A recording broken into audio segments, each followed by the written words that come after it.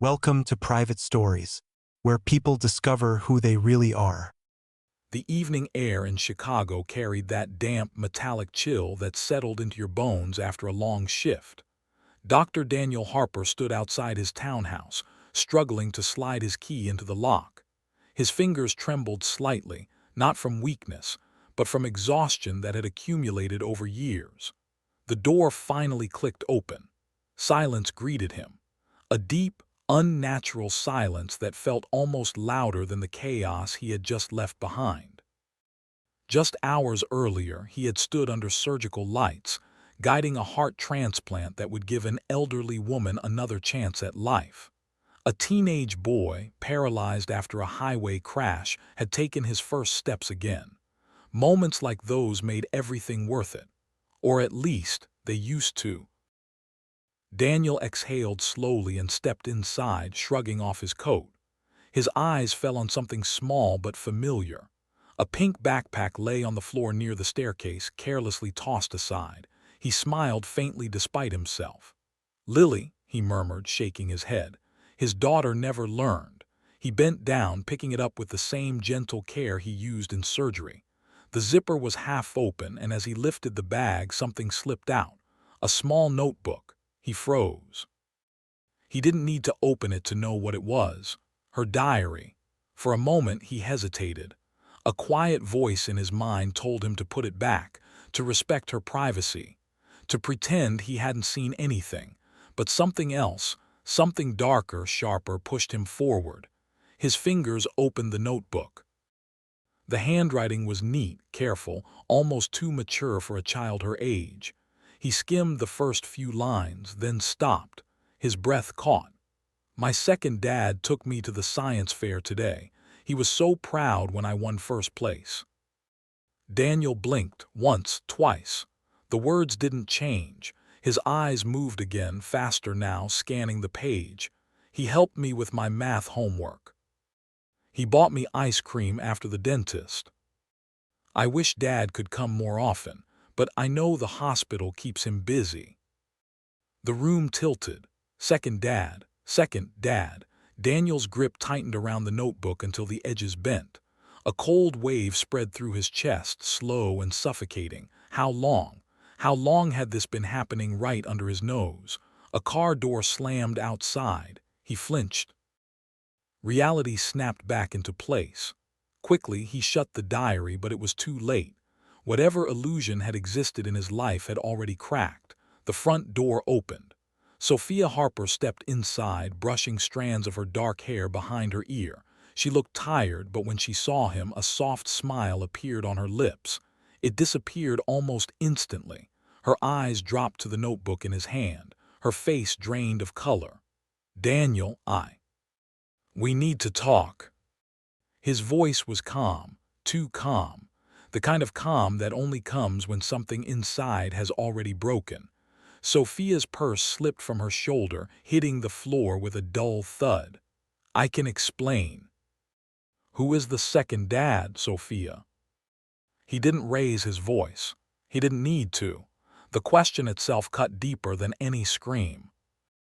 She swallowed hard. For a moment it looked like she might lie, then her shoulders dropped. "His name is Marcus Reed." The name hung in the air like a verdict. Daniel felt it physically, like a punch straight to his chest. "Marcus Reed," he repeated quietly. "And who is he?" Sophia hesitated. That hesitation said everything. He was my professor back in college." The room felt smaller, colder. "How long?" He wasn't sure he wanted the answer, but he asked anyway. Sophia met his eyes, and in them there was guilt, and something worse, defiance. 10 years. The word echoed in Daniel's mind. 10 years, a decade of lies, a decade of smiles that meant nothing. A decade of coming home late, believing he was building a future for his family, while someone else had already taken his place inside it. He tried to speak. Nothing came out. "Daniel, please." "Explain what?" He interrupted, a bitter edge creeping into his voice. That you've been having tea with your old professor for 10 years and just forgot to mention it. Her face twisted. It wasn't like that. Oh, I'm sure it was. He laughed, a dry, hollow sound that didn't belong to him. You made a choice, Sophia, every single time, every meeting, every lie, every time our daughter called another man dad behind my back. At that moment, the front door opened again. Daniel, Sophia, what's going on? An older woman stepped inside, Margaret Harper, Daniel's mother. She stopped when she saw them. The tension, the distance, the truth hanging in the air. Daniel turned slowly, and then he saw it. The look in her eyes, not confusion, not shock, guilt.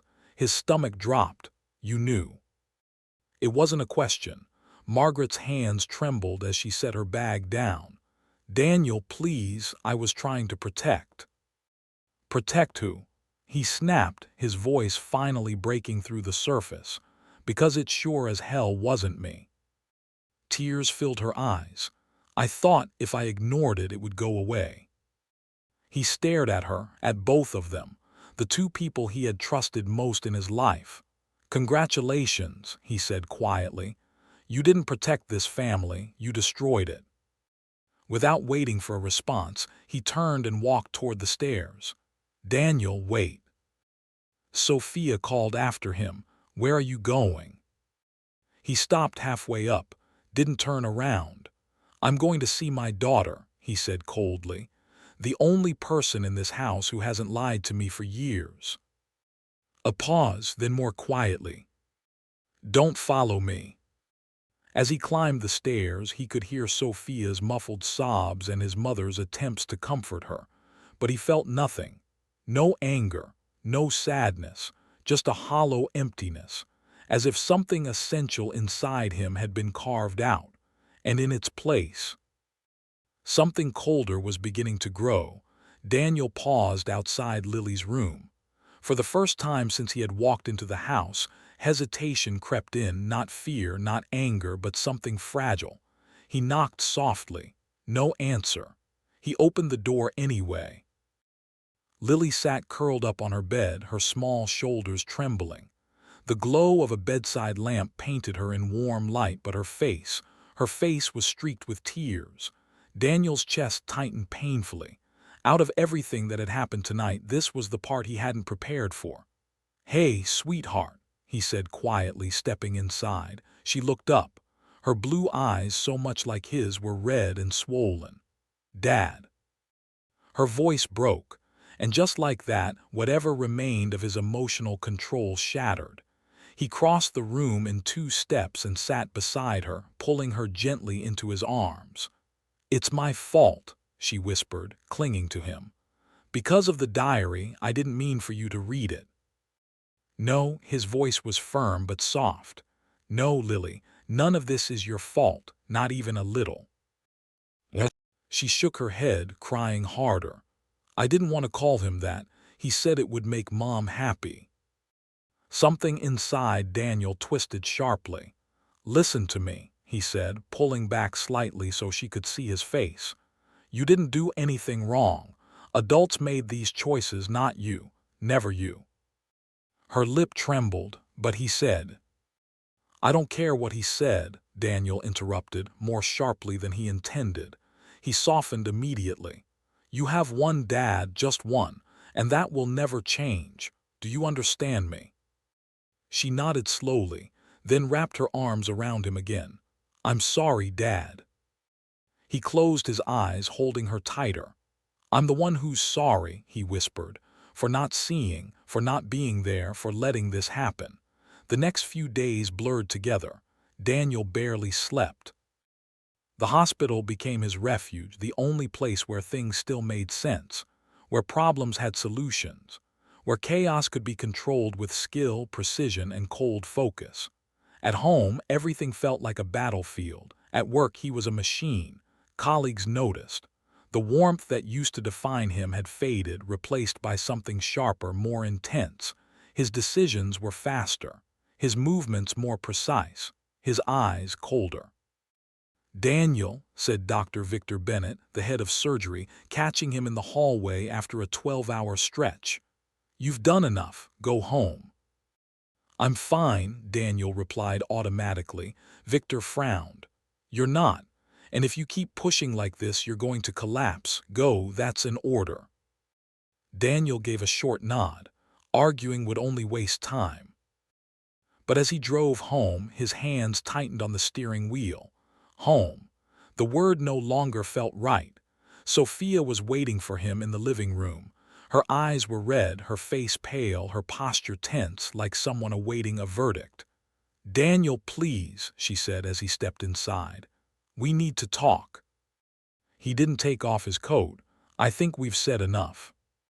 "No, we haven't," she insisted, her voice breaking. "You don't understand what it was like. You were never here, always at the hospital. I was alone." "You were alone." He cut in, turning toward her slowly. There was something dangerous in his eyes now. "I was saving lives, Sophia." His voice rose, not into a shout but something more controlled, more cutting. "I was working so our family could have everything.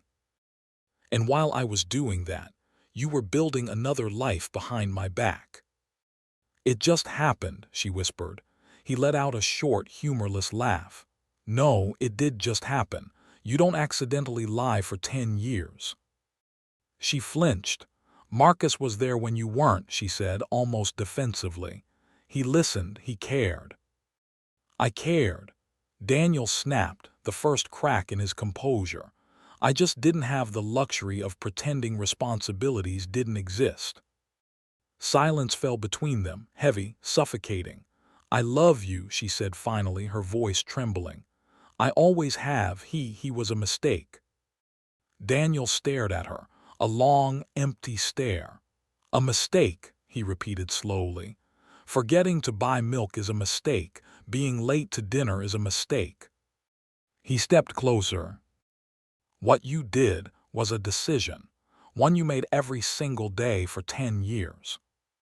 She couldn't meet his eyes anymore. He walked past her without another word, up the stairs, to Lily. Later that night, after Lily had fallen asleep, Daniel stood alone in the dark hallway. His phone buzzed.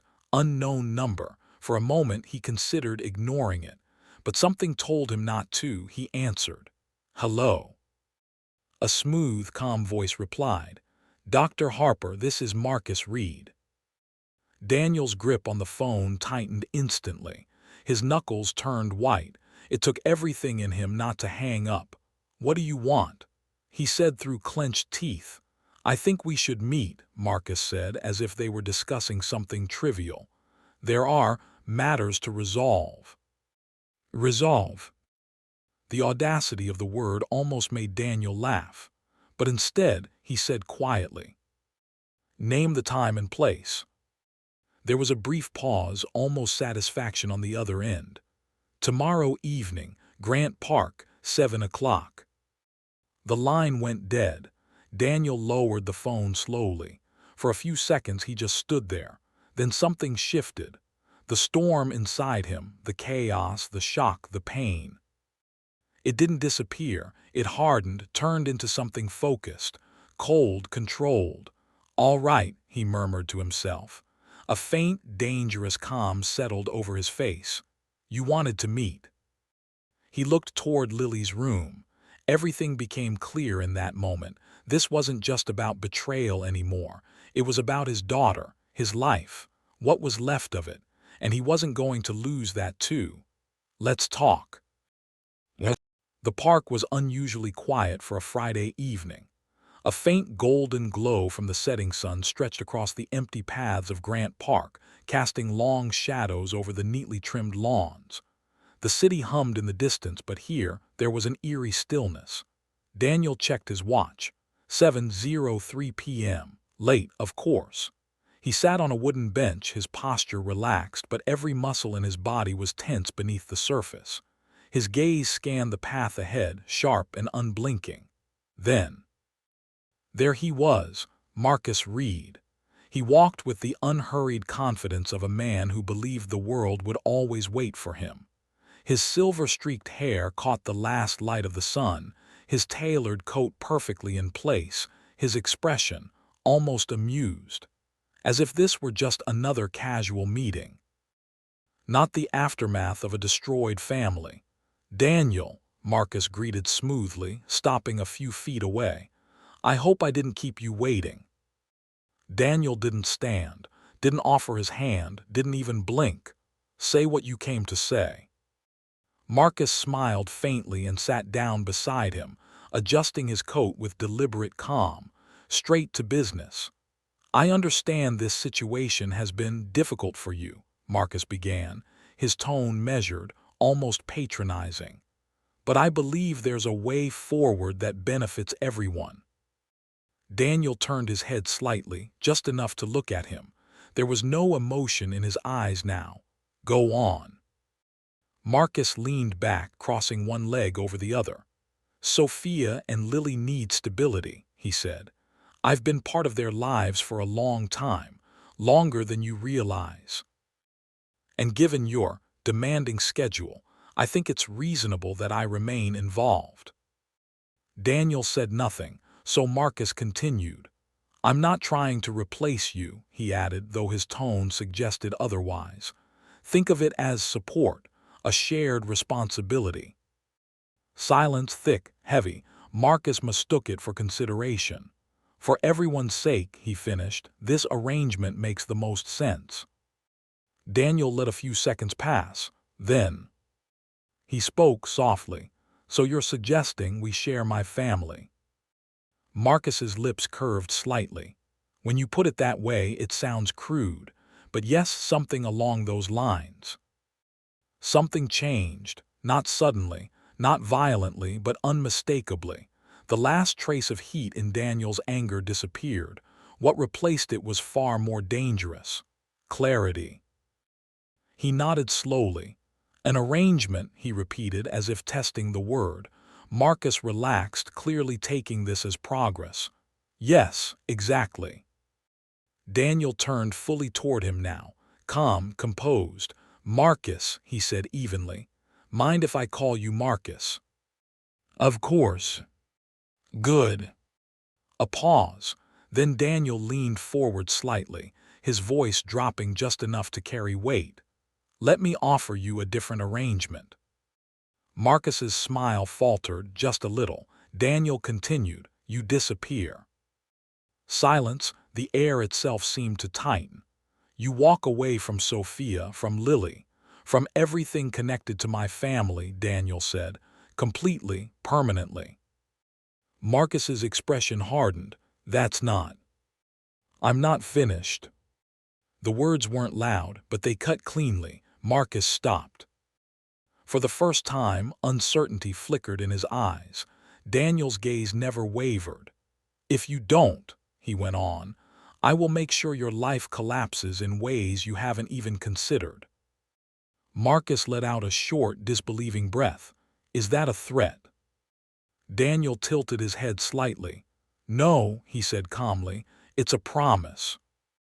He reached into his coat and pulled out a thin envelope, placed it between them on the bench.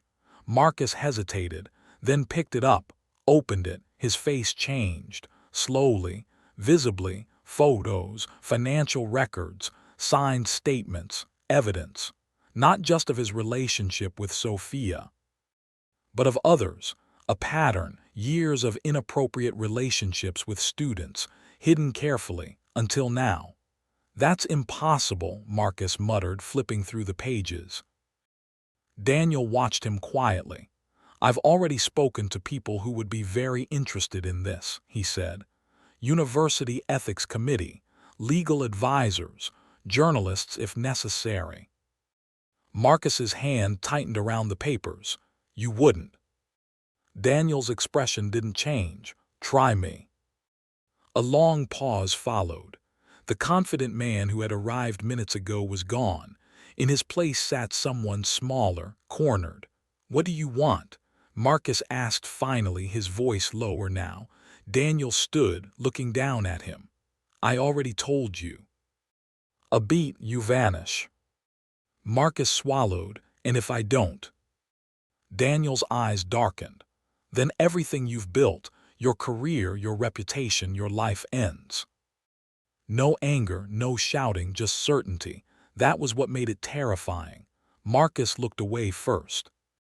His shoulders sagged, the fight left him. You're serious?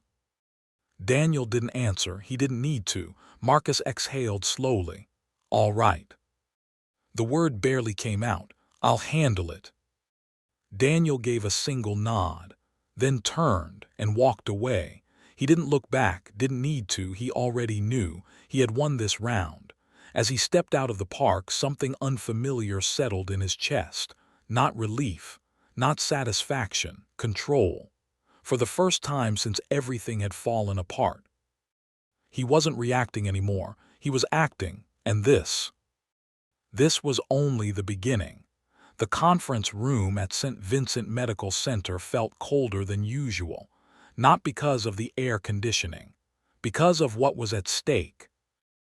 Daniel stood at the front of the room, a tablet in his hands, a series of detailed projections glowing on the screen behind him. Across from him sat the hospital board, 6 people, all silent, all watching, evaluating, judging. One position, senior attending surgeon. Budget cuts had made it inevitable. Someone had to go. And after everything that had happened in his personal life, Daniel knew he was vulnerable. But he hadn't come here to defend himself. He had come to win.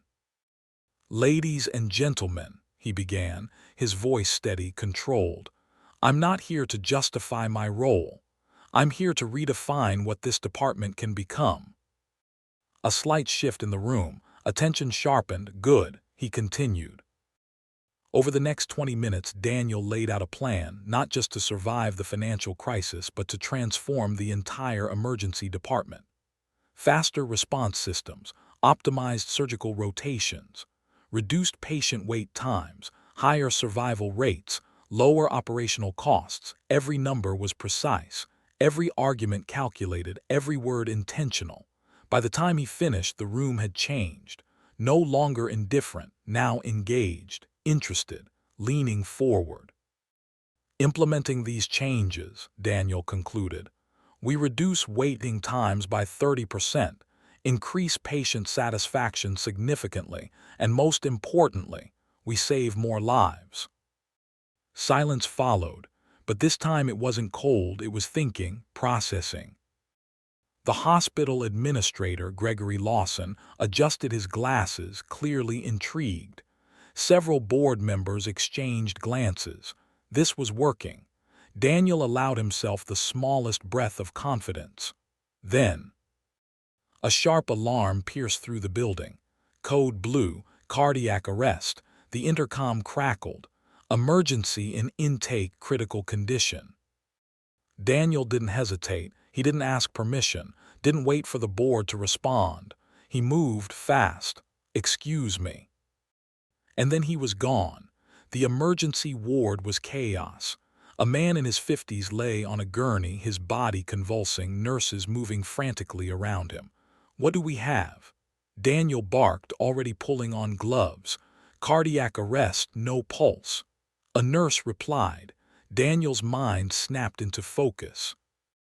Everything else, his marriage, Marcus, the board, disappeared. Only this mattered. Defibrillator now.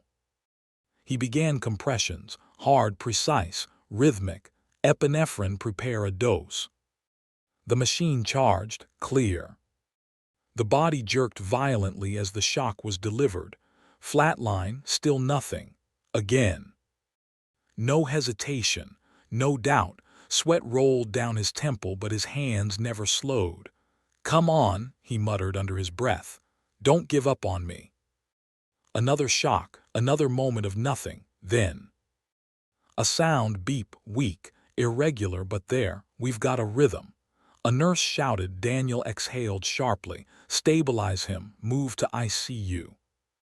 As the team rushed the patient away, Daniel straightened slowly, pulling off his gloves. Only then did he notice the board members standing in the doorway. Watching everything, their expressions had changed. This wasn't theory to them anymore. They had just seen the result. An hour later, Daniel stood in the same conference room. This time there was no presentation, no screen, just silence. Gregory Lawson stepped forward. "Dr. Harper," he said, a faint smile forming, "we've made our decision." A pause. "You're not being dismissed." Daniel didn't react, didn't move. "We're promoting you," Gregory continued, "head of emergency surgery." A ripple of approval moved through the room. "You've proven not only your skill, but your vision. We need that." Daniel blinked once. The words took a moment to settle. After everything. He hadn't just survived, he had advanced. "Thank you," he said finally, his voice quiet but firm. "I won't disappoint you." "We know you won't." The hospital buzzed with the news. Colleagues shook his hand. Nurses smiled. There were congratulations, pats on the back, admiration. But Daniel, he wasn't celebrating. Not really. Because while one part of his life had just stabilized, the other was still burning. That night he sat alone in his office. The lights were dim. A single desk lamp illuminated stacks of documents spread before him. Bank statements, receipts, transfers, patterns. Everything Sophia thought she had hidden. He had found hotels, gifts, shared accounts. Years of financial betrayal layered on top of emotional ones. And Marcus. Marcus wasn't the only one. Daniel had dug deeper, carefully, quietly, other students, other relationships. A pattern of abuse hidden beneath respectability. He leaned back in his chair, rubbing his eyes. 3 weeks, 3 weeks of gathering everything, building something undeniable. His phone buzzed. A message. "We have new footage." They met again. Daniel's jaw tightened. Even after the park, even after the warning, they didn't stop. "Send everything," he replied. A photo sat on his desk. Face down, he hesitated, then turned it over. A memory from another life, a beach, laughter, sunlight, him, Sophia, Lily, happy, or at least pretending to be. He flipped the photo back down, harder this time. "This ends now," he said quietly. A soft knock interrupted him. "Come in." The door opened slowly. Lily stood there, small, quiet. "Dad." His expression softened instantly. "Hey," he said gently. "Come here." She walked in and curled up in the chair across from him, hugging her knees. "Are you mad at Mom?" she asked softly. Daniel paused, choosing his words carefully. "I'm hurt," he said, "but that's between me and her, not you." She nodded slowly, then looked up. "Is he going to be my dad now?" The question hit harder than anything else.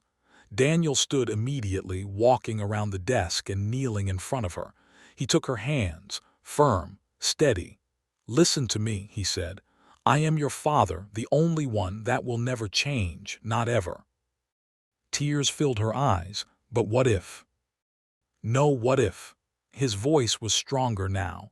"No one replaces me. No one takes my place in your life. Do you understand?" She nodded, then threw her arms around him. "I love you, Dad." He held her tightly. "I love you more." Later that night, after she had gone to bed, Daniel sat back down at his desk. He stared at the documents, at the evidence, at the truth. Then he reached for his phone, scrolled, stopped. A name, Michael Carter, detective, old friend, someone he hadn't called in years. He hesitated, then pressed dial. The line rang, once, twice. Then, "Daniel, haven't heard from you in ages."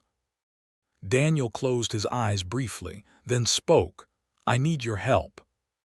The game was no longer about surviving. It was about ending this. Completely. And this time.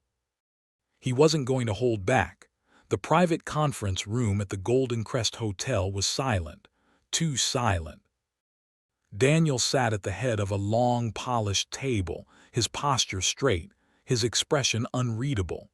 In front of him lay a thick folder, neatly organized, meticulously prepared. Across from him, Sophia, Marcus, and 2 other figures. Olivia Reed, Marcus's wife, pale and tense, and David Langford, a sharply dressed attorney with a reputation for dismantling careers in a single meeting. The door clicked shut behind the last arrival. No one spoke. For a few seconds, the tension itself felt like it might break the room apart. Marcus was the first to move. "What is this?" he asked, his voice tight, his earlier confidence nowhere to be found. Daniel didn't answer immediately. He folded his hands calmly on the table. "We're here to settle everything," he said. Sophia's eyes darted toward Marcus, then back to Daniel. "Daniel, please," she whispered. "Don't do this." He looked at her, really looked, at the woman he had once loved, the woman who had shared his life, his home, his dreams, and felt. "Nothing." "Don't do what?" he asked quietly. "Tell the truth." She flinched. Marcus leaned forward, irritation slipping into his tone. "You're making a mistake," he said. "Whatever you think you have." Daniel lifted a single hand. Marcus stopped. That alone said enough. Then Daniel nodded slightly.